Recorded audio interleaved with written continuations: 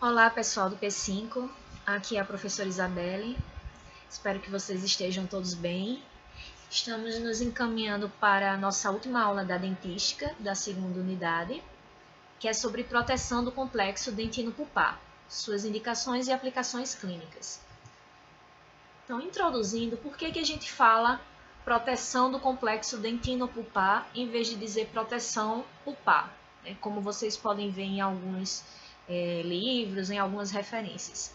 A gente fala de complexo dentino-pulpar porque tanto a dentina como a polpa são tecidos que estão intimamente relacionados.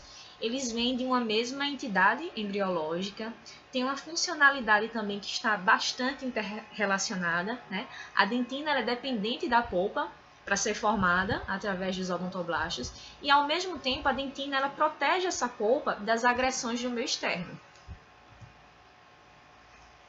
Então, como eu tinha falado, são dois tecidos que estão intimamente relacionados. A origem embrionária é incomum, né, que é a origem mesenquimal. Tem essa íntima relação enquanto houver a vitalidade, né, da polpa, a vitalidade do elemento dentário. E tem a interrelação também das células pulpares, né, que são os odontoblastos, que estão presentes na polpa, mas seus prolongamentos se estendem através da dentina, né, porque os prolongamentos dos odontoblastos estão no interior dos túbulos dentinários. Então, tem essa relação celular também entre os dois tecidos. A dentina ela é considerada um tecido parcialmente mineralizado, porque ela tem cerca de 55% de minerais e 30% de matéria orgânica. 15% dessa composição é de fluidos. Então, ela é formada tanto por cristais de hidroxiapatita como matriz de colágeno. A permeabilidade dentinária ela é relacionada à quantidade e ao diâmetro dos túbulos dentinários conforme a profundidade dessa dentina. Então, quando está mais próximo, mais junto à junção amelo-dentinária, o diâmetro dos túbulos é cerca de 1 milímetro. Então, uma dentina mais superficial tem o diâmetro do seu túbulo em cerca de 1 milímetro. Já uma dentina mais profunda, que é aquela dentina que está mais próxima à polpa, ela tem o túbulo num diâmetro de 2,5. Então, já é um túbulo maior. Já a quantidade de túbulos por milímetro quadrado também é maior em quantidade na dentina mais profunda.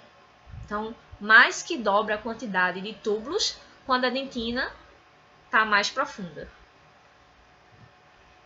Então, aqui a gente consegue ver a dentina mais superficial, que é aquela dentina próxima à junção amelo-dentinária, em que os túbulos são menores do que a dentina mais profunda, que também tem uma quantidade de túbulos por milímetro quadrado maior. Isso faz com que a dentina mais profunda seja mais permeável, né, à medida que vai se aproximando da polpa. Aqui a gente tem outra imagem, né, uma microscopia eletrônica de varredura, que a gente tem uma visão dos túbulos dentinários. Relembrando que é nesses túbulos dentinários que ficam os prolongamentos dos odontoblastos.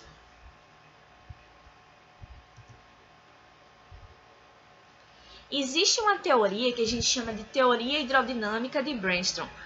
Essa teoria, ela explica a sensibilidade dolorosa que a gente sente na dentina, né? Aquela sintomatologia de dor devido a algum tipo de exposição dentinária. Então, em casos em que a dentina está exposta, em que os túbulos dentinários estão expostos, esses prolongamentos dos odontoblastos, né, ficam também expostos. Então, qualquer movimentação do fluido que está no interior desses túbulos vai gerar ondas que vão excitar essas terminações nervosas dos odontoblastos e vão acarretar uma sensibilidade dolorosa.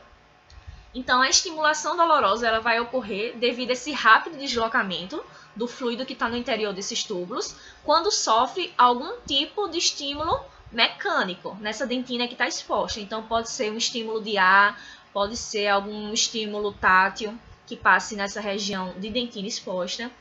Então, esse deslocamento do fluido vai ser explicado pela teoria hidrodinâmica de Brainstorm, que é uma teoria que foi lançada no ano de 1966, que vai explicar que esse movimento do fluido no interior do túbulo dentinário vai levar a uma excitação dessas células, né, dos odontoblastos, e vai estimular a reação de dor, a sintomatologia dolorosa das fibras nervosas.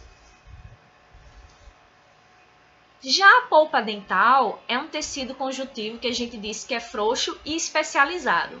Por que especializado? Porque ele é composto por muitas células, né? Tem a camada dos odontoblastos, tem fibras, tem vasos sanguíneos, tem nervos. Então, por isso que a gente diz que é um tecido bastante especializado.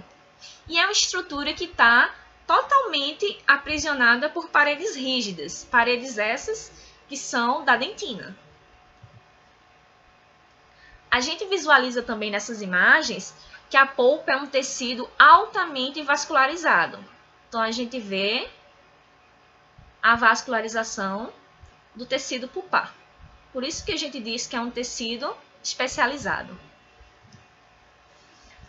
Clinicamente, quando a gente faz a excisão da polpa dental durante um tratamento endodôntico, ela se apresenta dessa forma, né? Caso não seja um caso de necrose pulpar, quando a gente precisa fazer a excisão da polpa durante o tratamento endodôntico e essa polpa ainda não tinha necrosado, ela tem essa aparência clínica.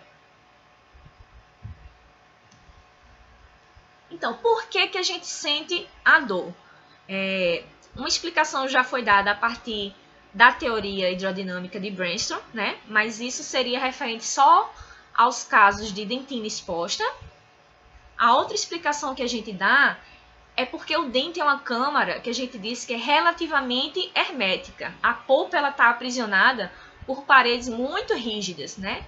Pelas paredes dentinárias. Então, quando tem algum efeito adverso que leve a uma inflamação pulpar, aumenta a pressão, aumenta a temperatura e aumenta a vascularização. No entanto, como a polpa está nessa câmara hermética fechada, é impossível que haja um extravasamento, né, dos produtos da reação inflamatória. Por isso que a sensibilidade dolorosa da dor de dente é tão exacerbada. Existem alguns fatores etiológicos e fisiológicos das alterações pulpares, que podem ser bacterianos, físicos, químicos e fisiológicos. Os bacterianos são as toxinas e enzimas, né, relacionadas à lesão de cárie. Os físicos podem ser do tipo mecânico ou devido ao calor dos preparos cavitários. O mecânico pode ser do tipo traumático, devido a fraturas coronárias. Podem ser fatores iatrogênicos durante preparos das cavidades e podem ser do tipo patológico, né, relacionado à atrição, abrasão e erosão. Os fatores químicos são relacionados a materiais de restaurações, por exemplo, resina composta. E os fisiológicos são relacionados a alterações da dimensão da cavidade pulpar, né? Seria mais a redução do tamanho de uma cavidade pulpar.